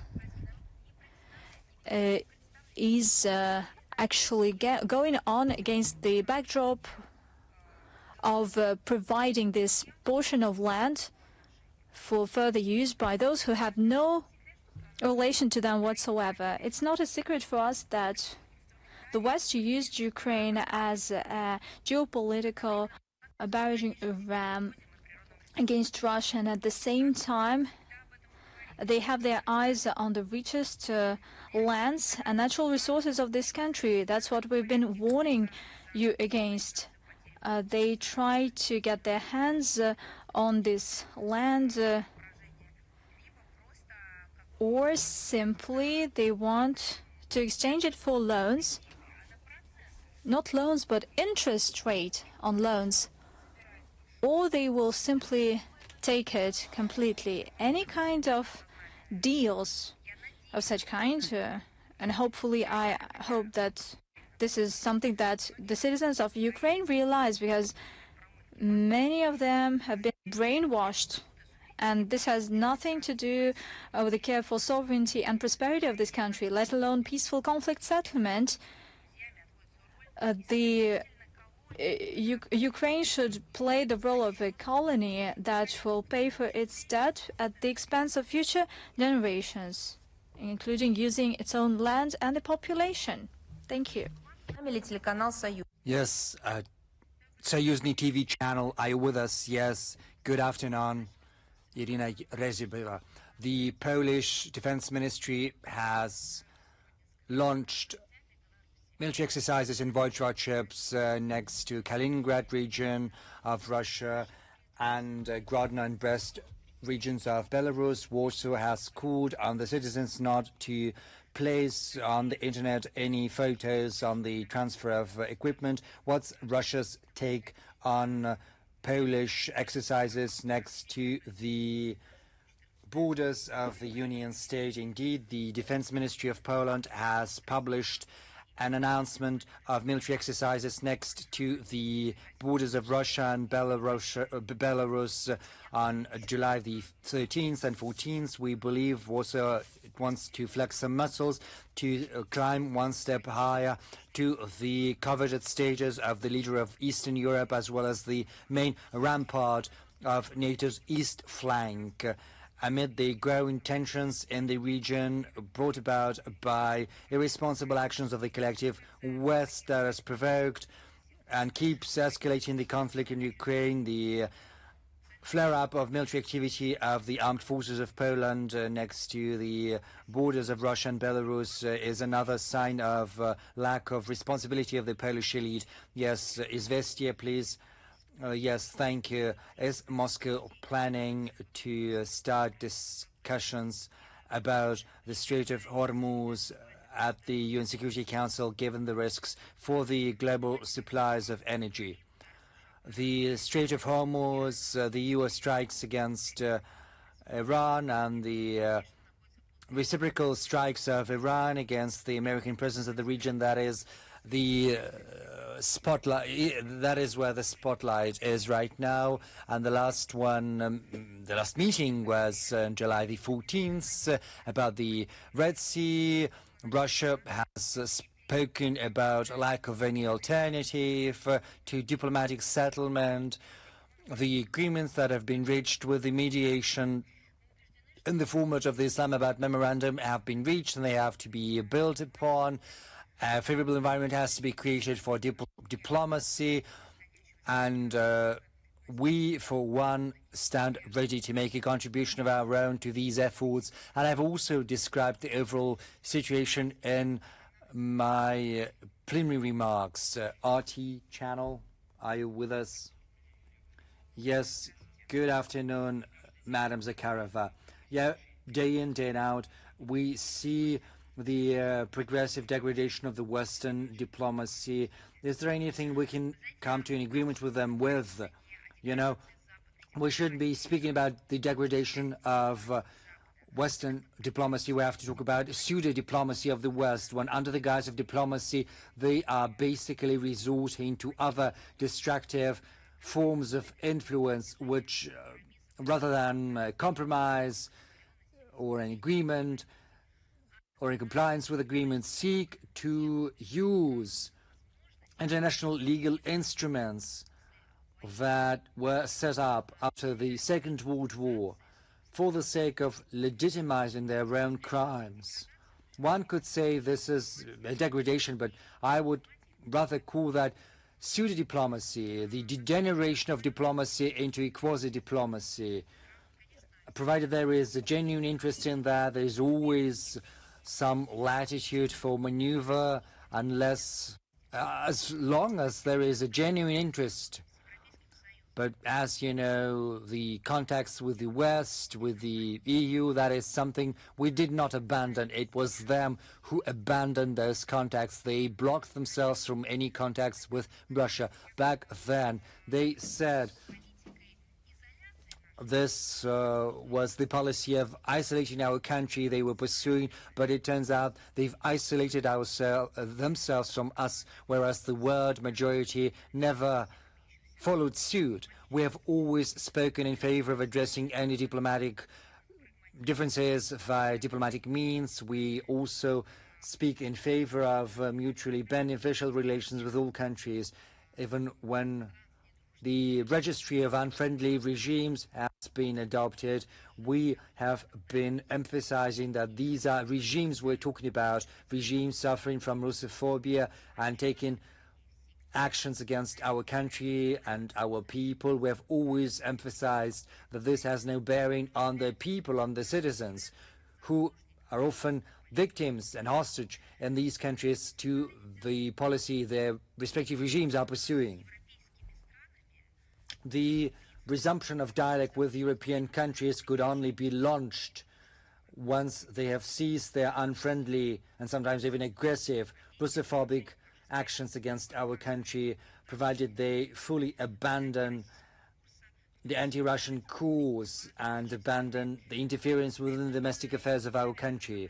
This is basically the starting point for discussing any arrangements whatsoever, and this is something that was mentioned before on multiple occasions by the Russian leadership, and in particular by the president, by the Russian foreign minister. As far as the premises go, you see, there is no premising right now. I've cited some examples. Right now I think there are no preconditions. The EU have lost the skills of diplomacy as well as the skill of engaging in equal dialogue, and we see that they share the same attitude towards what they call the savage jungle. They believe themselves to be the garden of paradise. They never listen to others. They do not know how to find compromise. And even their ability to enter into treaties is something that is called under question, but because right now their policies are determined by ambitions and phobias by certain political statesmen and Euro bureaucrats, and all of that is done under the influence of NATO. If that is all, we've got Sputnik with us, right? Yes. Hello, Madam Zakharova. Radio Sputnik Radio.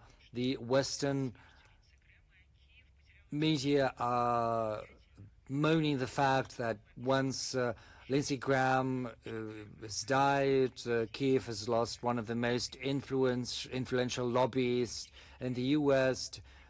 Do you agree that Lindsey Graham, he was officially declared terrorist and extremist in Russia, was basically irreplaceable ally of the Kiev regime, or do you think his role was exaggerated? You know, we've got this Russian adage, either you speak well of the dead or you speak nothing of them, but you know, this is not the full statement. Either you speak well about the dead or you say only the truth about them. What can we say but the truth? We can only say that he was declared terrorist and extremist in our country. During his recent trip to Kiev, he said that killing Russians was the best investment. This is a direct quote, so I do not think this is something, his demise is something that Russians should be mourning or speaking with sympathy about. We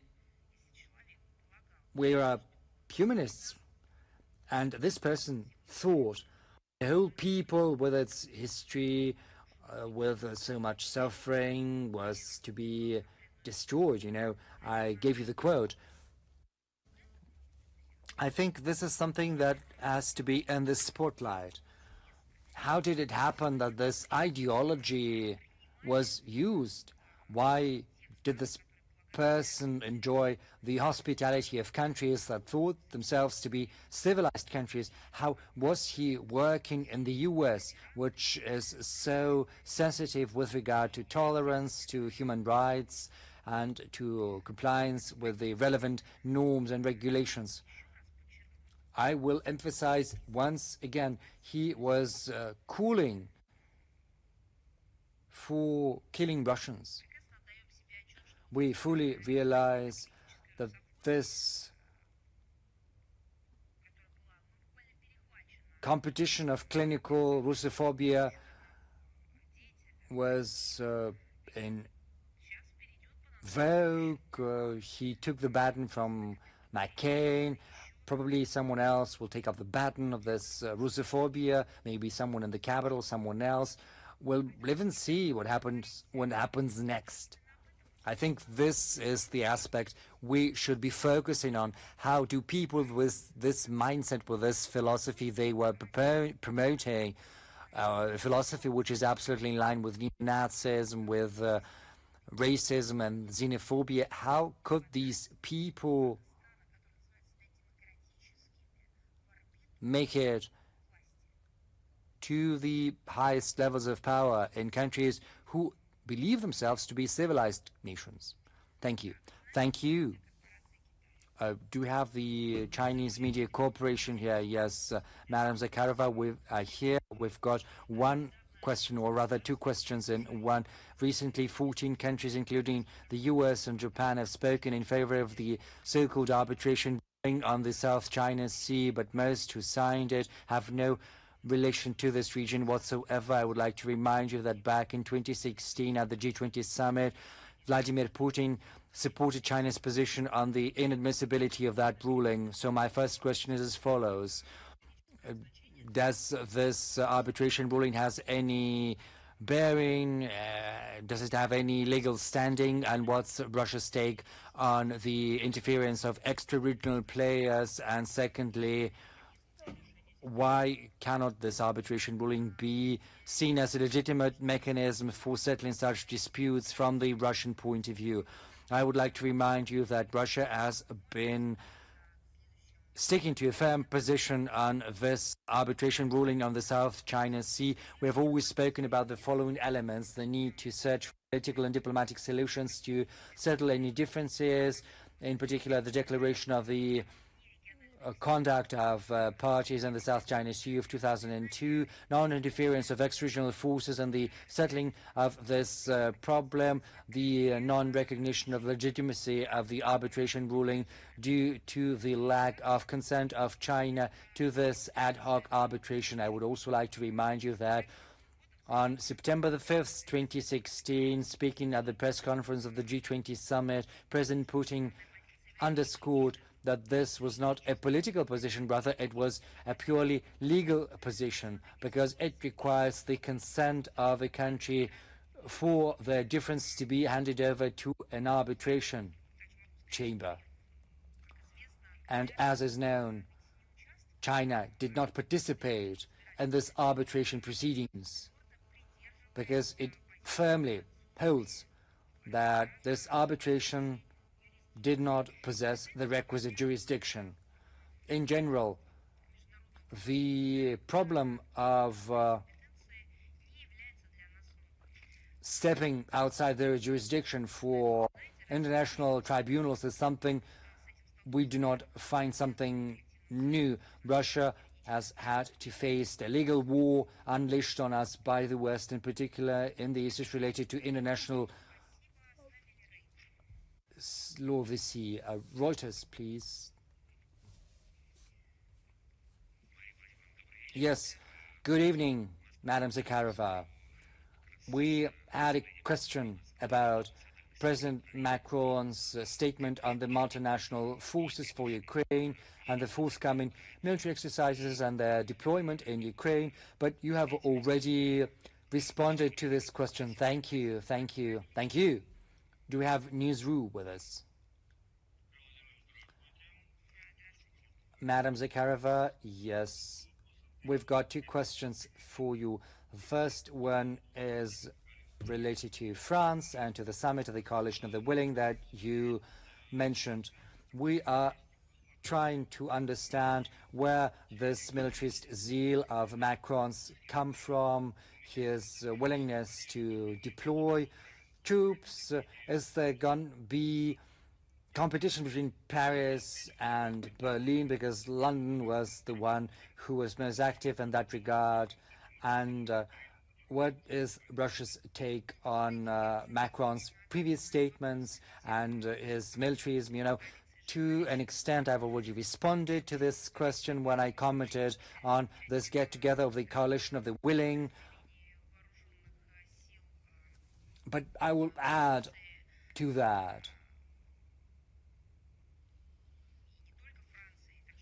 a French detachment participated in the parade and at Champs-Élysées, and the armed military forces of the Ukraine participated there, which shows that the Europeans are resolved to escalate and to continue confrontation with Russia.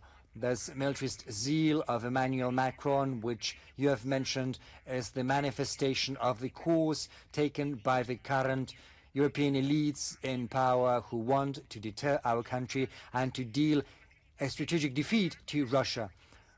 Over the recent years, not the French people, not the country of France, rather the regime that is currently in power at the Palais d'Élysée has become one of the greatest instigators of Europe's militarization.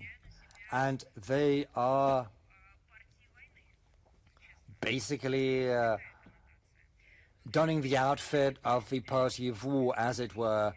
They have also spoken about handing over the licenses for the production of missiles to Kiev. This is yet another example of what is happening. One should be laboring under no illusions. The French are not going to and fro from the talks and back to the conflict. I think their position is absolutely clear, their choice is clear. All hints at talks should only be viewed as an attempt at imposing ultimatums on Russia. The ultimatums coming from the coalition of the West, all trying to secure a reprieve for the Ukrainian armed forces to rebuild their strength, to replenish their forces and continue their terrorist attacks. Paris is not ready to search for a negotiated solution, and that is why it is not ready to take into account our interests. We see no sign whatsoever that they are in favor of peace. They have given a blank check to the people in Bankovaya, and to these hands, which are covered with blood, they have given arms. And these people, they participated in the terrorist attacks against the civilian infrastructure in Germany. These very same people participated in the attacks on civilians in Kursk region. The very same people carried out strikes against sleeping children and young people in Starobelsk. These very same people are pursuing terrorist attacks from Africa to Monaco, and was clearly involved in that terrorist attack. So France is also given missiles and money to these hands covered with blood. What kind of peace can they talk about? And our second question, it's more peaceful. In compliance with the presidential decree, a citizen of Belgium, Pierre Leclerc, has become a citizen of Russia, has been granted Russian nationality. Does the Russian foreign minister has any special programs to invite highly qualified experts from the Western countries? How attractive is Russia to such real accounts from European countries? For many compatriots who reside right now in European countries, Russia is becoming increasingly attractive as a place of relocation, because people can get back to the cultural, linguistic environment they've been accustomed to. They can provide their children with education in the native language. They can rear their children in respect for historical memory and traditional spiritual values, something which is normal, not the new normal we can see elsewhere. In those countries, they have ended up they're being persecuted due to their language, due to their religion, due to their nationality. The Russian Foreign Ministry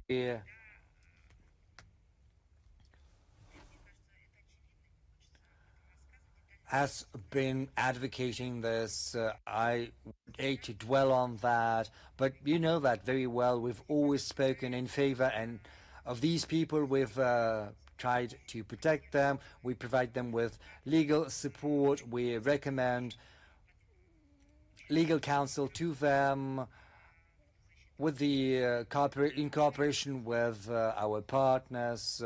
We try to help them protect their rights in international platforms. We draw the attention of the international community to these cases, and those who believe it is no longer possible to them to stay abroad, especially in Western Europe, they always have the chance of getting back to their historic motherland and get the assistance. There is the legal foundation that has been created specifically for these purposes. The ministry does not operate a separate program that would be aimed at attracting the highly qualified specialists only from the Western countries, but on December the 2nd, 2025, the President of Russia signed Decree number 883 on the support of relocation to Russia of foreign citizens and citizens without citizenship if they represent a particular interest to Russia and on their legal standing in Russia. This document has entered into force on April the 15th, 2026, and it seeks to facilitate the relocation of highly qualified specialists to Russia. These are people who can get assistance if they have a highly sought-for profession, they have achievements in sport, creative industries, manufacturing, education. And now this document has been up and running. Besides that, we have special mechanisms for creating favorable conditions for the relocation of the foreigners, and hence we have the relevant document of the 19th of August 2024, order number 702 on providing humanitarian assistance to people sharing traditional Russian spiritual and moral values. This decree provides for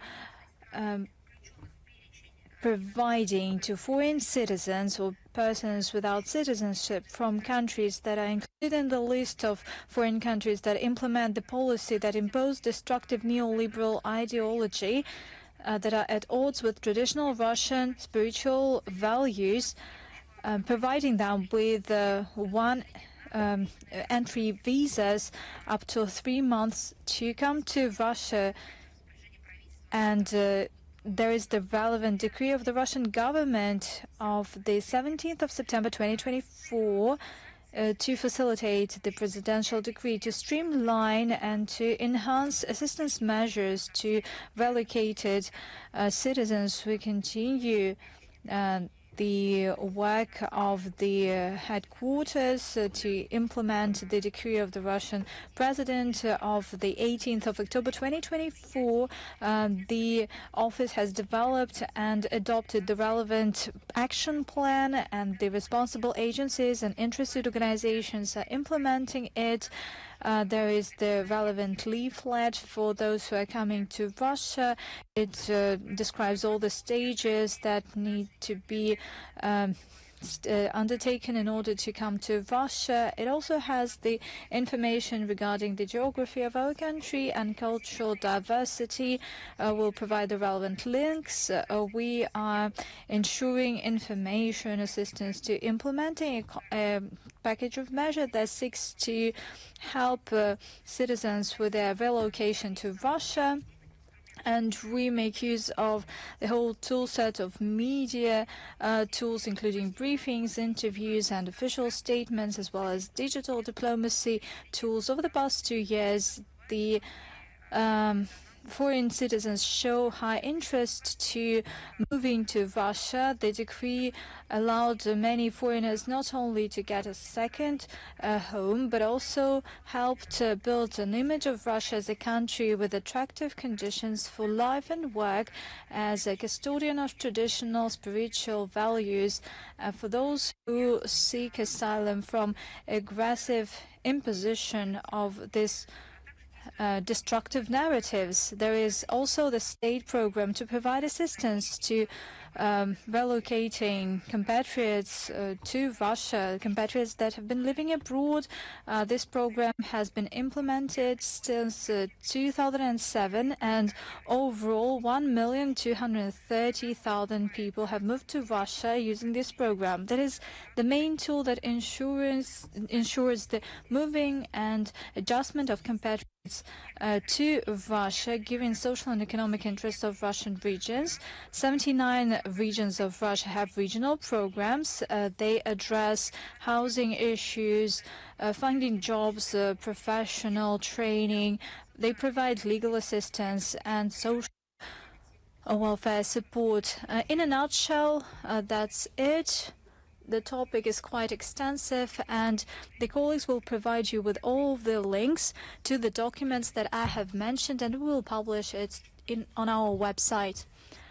Thank you so much.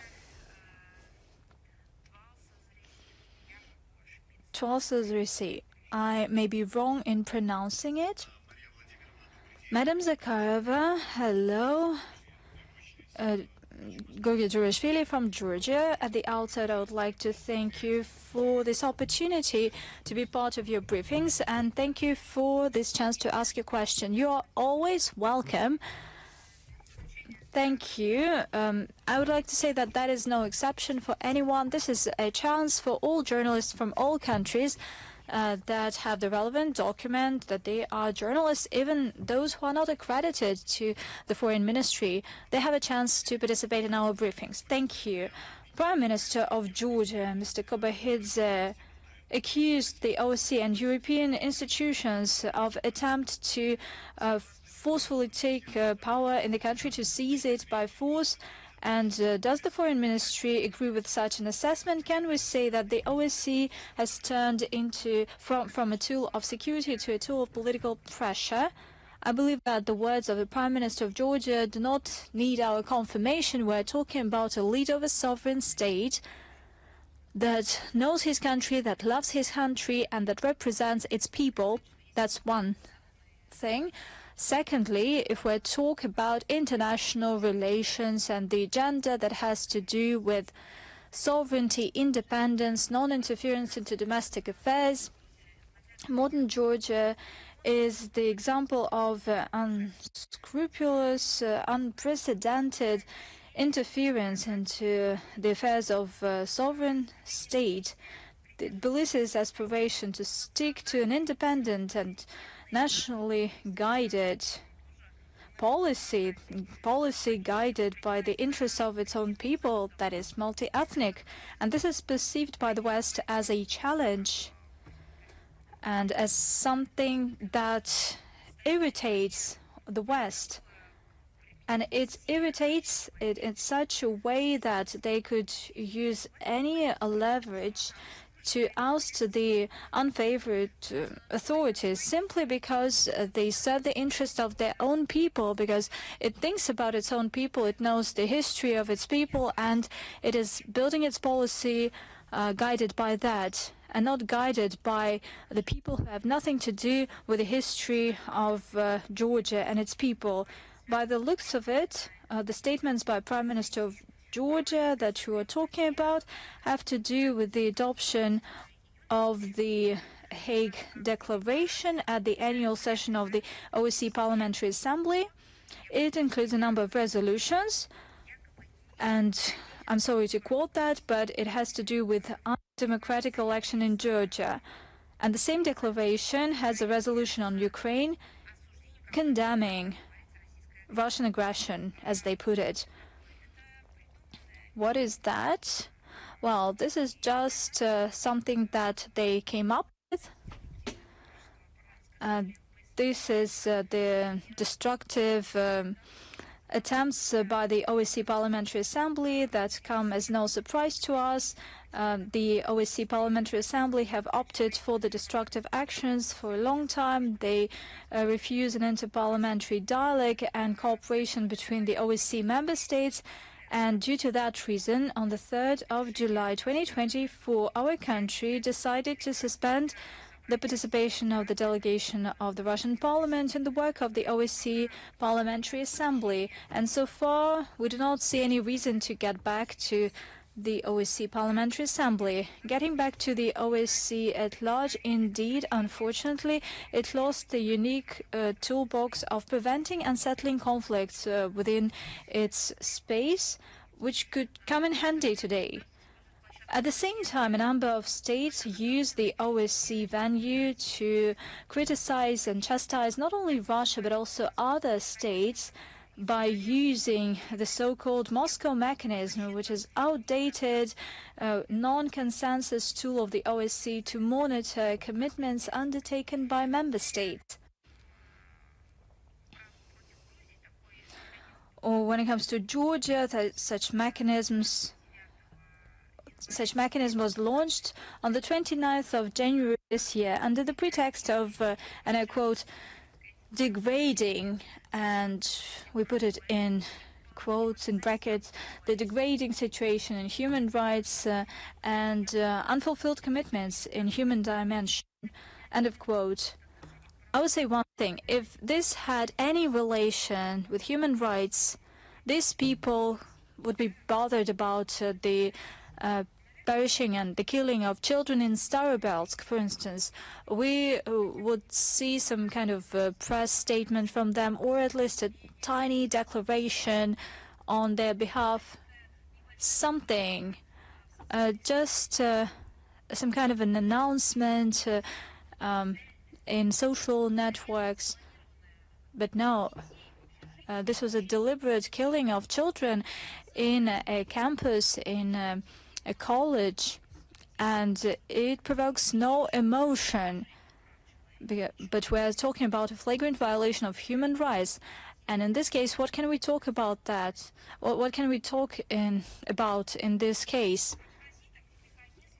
And when it comes to Russia, they launched this mechanism since 2022, and they did it 8 times. They did it 3 times against Belarus in 2011, 2020, and 2023. Have they instituted this mechanism against somebody else? I have cited you examples when such mechanism could have been invoked, but no. For us, these conclusions of the Moscow mechanisms are legally null and void. Thank you. Thank you. Let's move on. Ukraine.ru. Are you here with us? Hello, Madam Zakharova. Thank you for this opportunity to ask a question. Today we talked a lot about escalation by the EU. How would you comment on the statement by UN Secretary General Antonio Guterres? He once again strongly condemned Russian strikes in Ukraine.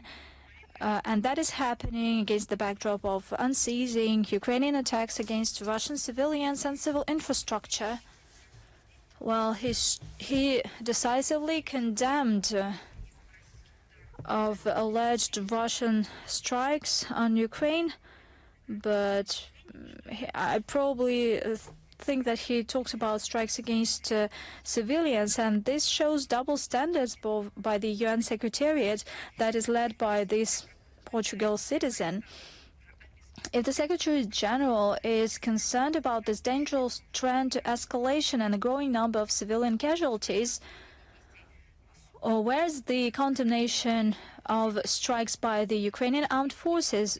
For instance, strike against the college in Starobelsk. Where's the condemnation of a terrorist attack against a bus that carried Belarus children in the Bryansk region, or an attack of the residential house in Yegorgievsk where a 6-month-old infant died? Where's the response on the data that was sent to the UN Secretariat regarding attacks of the Kiev regime against civilians in the DPR, LPR, Belgorod, Kursk and other regions? Where is it all? Has he said anything at all about that? Shame on him.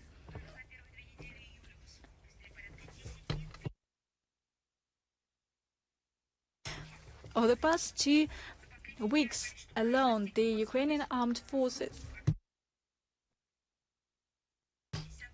issued 10,000 strikes on civilian facilities that affected over 600 persons, including 23 children.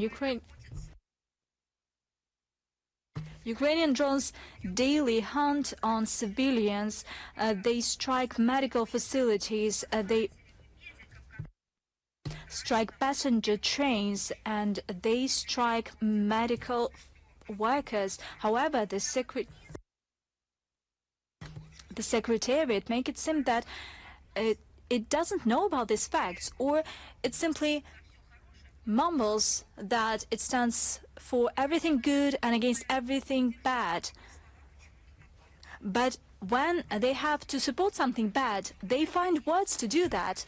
That is a shameful position that shatters the UN credibility even more. It has already been undermined due to the words of Guterres and the likes. The strikes of the Russian armed forces against the military infrastructure of Ukraine, that is a response following the terrorist attacks of the Kiev regime against our country. As President Putin has stated, our response will be proportionate and the enemy will always feel it. Thank you. Vesnik Kavkaza, are you here with us? Hello. Madam Zakharova, I have the following question. One of the initiators of the 3+3 platform, President Aliyev, at the Shushan Media Forum, stated that the forum should deal with the problems of the whole region, not just Azerbaijan and Armenia. It should develop multilateral cooperation with clear agenda. From the Russian viewpoint, what is the agenda for the 3+3 platform? Let me remind you that it encompasses Azerbaijan, Armenia, Georgia, Russia, Iran and Turkey. It was established in 2021 to address the regional issues by the states of the region and close neighbors. They are the ones who are interested in peace and security in South Caucasus. The agenda of the platform was developed during the three meetings of foreign ministries in Moscow in 2021, in Tehran in 2023, and Istanbul in 2024, and it is universal in nature. We're talking about interaction, broad range of multilateral cooperation issues, including transport, energy, culture, combating new threats and challenges, and bilateral issues are not to be discussed within this platform. Well, this format has a different agenda.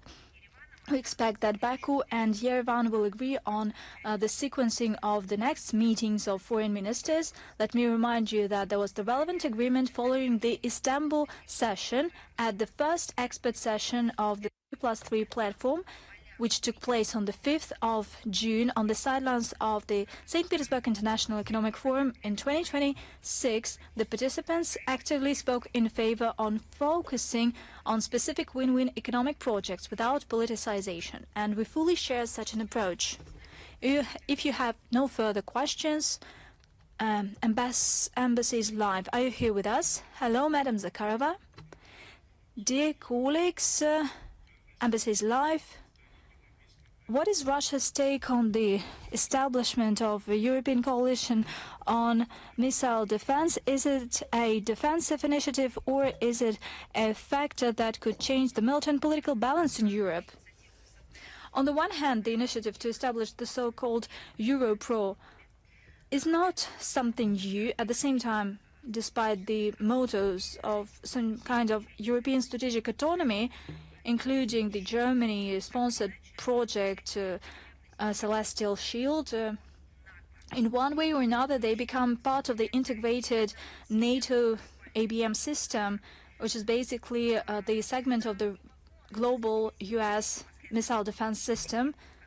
We have repeatedly mentioned that this initiative has destabilizing repercussions. Suffice it to remind you that we are not talking about purely defensive steps, because building anti-missile entities are considered by the US and its allies as a paramount element to get the dominant military and strategic preemptive role over any enemy, including Russia, as they put it.